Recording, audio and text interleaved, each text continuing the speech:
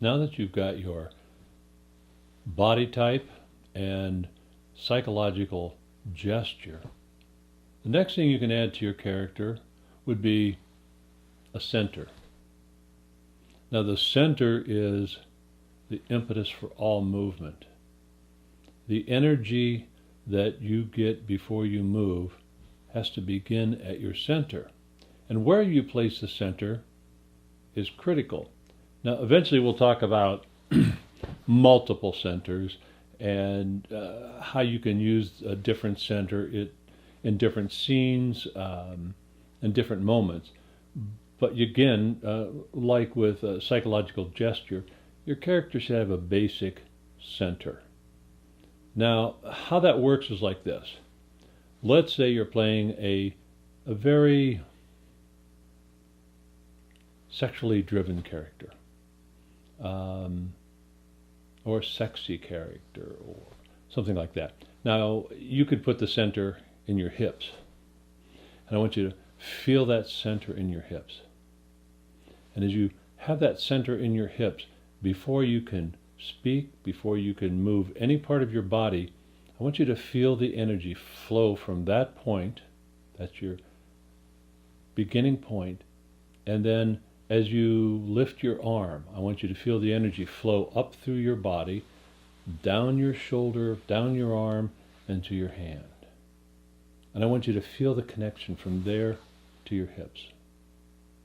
And then do that with other parts of your body and walk. As you walk, you'll find you're being led by your hips. And you start getting into the feeling of that center. Now, you could have your center anywhere in your body. You can have a center in your heart. If you're playing a very emotional character, well, the center will be in the heart. You could play a cold-hearted person and have the center in the heart, because it's not about just love or hate or anything like that. But you've got your center in your heart.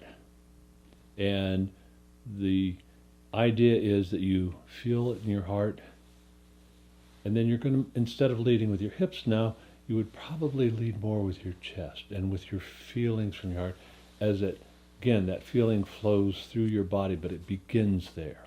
That's the impetus for all motion, for all of your energy. Now, I played a character in a film that was a little bit off.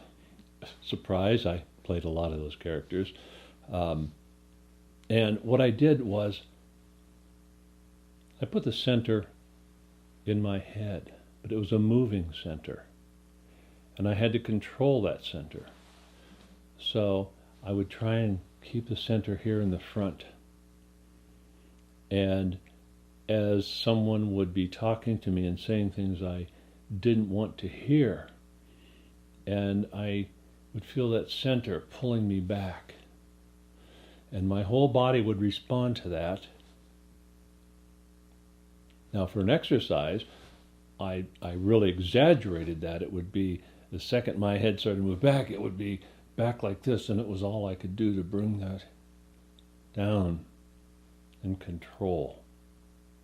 Now, again, like with the other exercises, you do it to the biggest and most exaggerated full body way that you can. And then when you've done that and it begins to affect how you feel, affect how you walk, affect how you move, I want you to add some lines to that. So you might say, I've had a good day. And you can read a poem for all I care. You can read lines from a play. You can practice a particular character if you like. But that's not really the point. The point is add lines to it. And when you're doing that big, exaggerated exercise, and during that you start saying the lines, when you start feeling it, that's when you start saying these words. Any words at all, because you want to connect those words, those lines, to that muscle memory. Remember what we saw in the science, that muscle memory and emotional memory are tied together inextricably. So when you're doing these exercises and you're working on that muscle memory, connect it with words, with a line in a play if you're working on something, or a film if you're working on something, and that will really bring it together. So you've got a body type, and maybe it's a flying body type with the center in the shoulder. So they're a flying body type, and they're kind of up and about things, and that shoulder always seems to be what moves before they move anything else.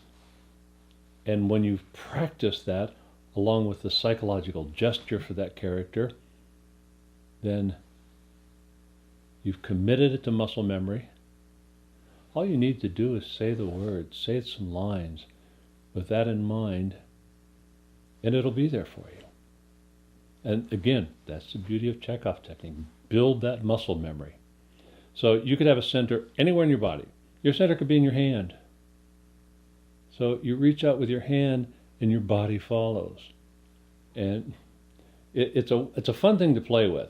The only time I really saw George Stanov, and when I say George, that's what I'm talking about. Everybody called him Mr. Stanov, but I developed a relationship with him, and we really got along well. And I always called him George. And he didn't take that as a disrespect. He understood that he understood. So when I say George, that's what I'm talking about. But the one time I saw him perform for us was when we were doing the exercises on center. And you can have a center that floats. It doesn't have to be even a part of your body. But your body follows wherever your center is. That's where the energy begins. So he put a floating center out in front of his nose. And before he could move anything, he had to realize that the energy was coming from that center, wherever it was floating out there. And I believe that George was in his 90s when I studied with him, 80s, 90s. It's hard to tell now. I'm pretty close to that age myself. But it was amazing. If you ever saw Jackie Gleason in Gigio,